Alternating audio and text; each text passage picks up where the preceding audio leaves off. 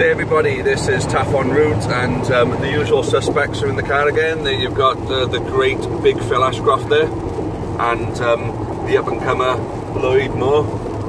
So today is a new ground for a lot of us, Oldham away. A lot of people will have been to Oldham back in the old days. I've been hearing some pretty messed up stories from some people when they were last there. But today we're going up there, a team in form, a team missing a couple of players unfortunately due to internationals, but the way that we've been playing, I think you know, we should fancy ourselves certainly today. Oldham are a relegated team, so they'll have a strong squad, so they're not one to be taken lightly. Personally, I'd be happy if we got the draw, if I'm being honest, but end of the day, let's not get ahead of ourselves. Like I've been saying in previous blogs, we are punching above our weight at the moment. We're second place, we're enjoying things. Let's just go on a game-to-game basis and enjoy the rides, and if we start losing a couple of games, let's not jump on the old panic stations, eh? Anyway, let's bring the guys into it now, and we're going to get the thoughts of... let's go to Lloyd first. We always go to Phil first. Lloyd, so tell us, Lloyd, what do you think about today? Do you think we got an opportunity to get another 3 points? Would you take a draw? Do you think we might lose a game this time? I'd definitely take a draw. Yeah. I'd take a draw, and I think we will draw as well. Personally, I think Oldham's going to be one of the toughest games yet this season. Obviously away, it's going to be even tougher. We're on form at the moment, like you said, don't want to get ahead of ourselves. But yeah, I'd take a draw, I'd be happy. Well, one sort of fact with the county, when we travel well, we tend to play well, and because it's a new ground for a lot of people, we're travelling well today. Yeah, you know, there's a few coaches going up, we're going up, there'll be plenty of other cars going up, people on the train going up. We could have about 300 to 400 there, and for us, considering the distance, that's travelling well, you know. Yeah, definitely. Yeah. So, do you think we'll bring up, you know, we will be the 12th man as we always are, and bring a performance out of the guys today and get the win? We always are, we. I think. Yeah. That's it. I think. I mean, you know, there's many times where we've been the 12th man, but you know, I mean, we're quite an unrivaled support when we're on our game, aren't we? You know, you don't tend to find that people are later than us when we're late. Yeah, definitely, I agree. Hopefully, the players will give out the right pass on the road. Yeah, absolutely. And that's all that matters. That's it, mate. Wins the team, loses the team, draws the team. That's the way, mate. Yeah, cool. Now, let's move it over to the big man now. Here he is, driving for us. Thank you again, Phil. Morning. Yeah, I think it's going to be a hard game. Every game's hard. I fancy us today. I fancied us last week, and if we put in the same performance, same attitude, same desire, and fight to the end, there's no reason why we can't win today. But like you two, I'd be happy with a draw, but no, let's keep the momentum going, and let's get a win. So do you agree with what I'm saying about obviously being realistic with it? You know, we are punching above our weight, we're in second place, and we just got to enjoy it while it, you know, instead of raising the bar for our players and start moaning at them if things start going a bit safe through the season. Do we just enjoy it while it's good? Oh yeah, it's the whole club is buzzing at the moment. The fans are not arguing, they're positive. The team are playing well. Flinny keeps saying in there that he's only got a limited budget and whatever, but what a fantastic job he's doing. And at the end of the day, if we're playing like we are, there's no reason for the supporters but to be optimists. And we're punching above our weight. No, we're not. We've got a team who are playing well, playing together, playing as a team, and there's no reason why we can't carry it on. So and when we do get a blip, we come through it. We're all together on it. Absolutely. So what I'm saying about that we're punching above our weight, I don't sort of mean with the squad that we got, I mean with the size of club and our budget, of course. But as you said, yeah, I've got to echo your thoughts on that. Flinny has done an amazing job again with the recruitment. he says it's the best squad he's ever had. I got to agree with that. It's the best squad I think I've ever seen at the county. Obviously, I was born in '84, so I wasn't around for the times of John Aldridge and Tommy Tynan when, you know, the glory days back in the early '80s, of course.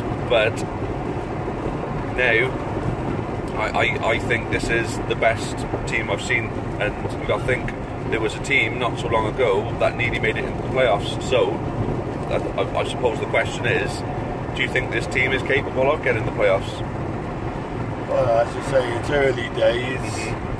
The likes of Lincoln, who no two ways about it, they've got the finances, they've got the base, like Luton and like other promoted sides last year, except for Accrington. Yeah. You can look at it. We are the Accrington of last year, and let's just hope that we continue what they did. And who's to say? But as far as what you're saying is, yeah, we've got a great team ethic, no individuals, great team spirit, and that's what it's all about. Absolutely. So I got to say, I mean, looking at it now, it does look as though we've got a team that are together, which is great, you know, because you see it a lot. You know, you see teams that look disjointed. We've seen it ourselves, you know, under Butcher and the Feedy. You know, never really had a team as such. You know, we had a collection of players that knew how to play football, but never knew how to come together properly as a team. That's the one thing that I love about Flynn is his man management. He can bring a team together. He did it, and to be honest with you, I always say this: the Great Escape. There is no, I can guarantee you now, there is no manager out there that would stake their reputation in saying that they would have done the same job as Flynn. What Flynn achieved was out of this world. How we brought that team together then was unbelievable. Last season we finished 11 places higher than the previous two, and because he brought the team together, and now we're looking to better that. So look, end of this, League 2 champions even lose 8 to 10 games a season. You know, that's just the nature of this division of lower league football. But I think we're on to something good this year. But as I've said, keep your feet on the ground, keep it realistic, enjoy it while it's going. But as I say, you know, keep our feet on the ground. But there's no reason why we can't talk about things like playoffs, because technically, if we do have a better season than last year, we'll be in the mix for the playoffs. So yeah, we've got to talk as we're positive. We're doing it, and let's enjoy it. There will be possibly a time when we might lose a couple of games. Yeah. And we haven't got to get on the managers back. We haven't got to get on the team back. We just got to keep supporting it. Yeah. But let's be fair. Over the last 4 or 5 years, we've been to Wembley 3 times. What many Premiership sides have done that? They haven't. That's it. We're having good times, and let's enjoy it while we can, and take it all in, and keep your fingers crossed. I mean, you got to think we have been spoiled. This decade, we have had 2 promotions, a Great Escape, a cup run, and 3 trips to Wembley. I mean, you know, not many fans get spoiled like that. Most fans go through a full decade without anything significant happening. You know, some will go for a decade with all relegations, you know, and no good days at all. There's all bad. You look at Sunderland, for example. It's been nothing but doom and gloom for them for the last few years. So, guys, at the end of the day, it's negative. Some people are as positive, some people are. Just keep our feet on the ground and enjoy the ride while it's going in a favourable kind of way right now. But I suppose if we're going to end this now, we've got to end it with who we'd like to see in the team, as we usually do. So, goalkeeper, okay. Same teams last week, except for Harris, who's on Wales duty. Semenyo's not available. So it'll be Matt and Hammond.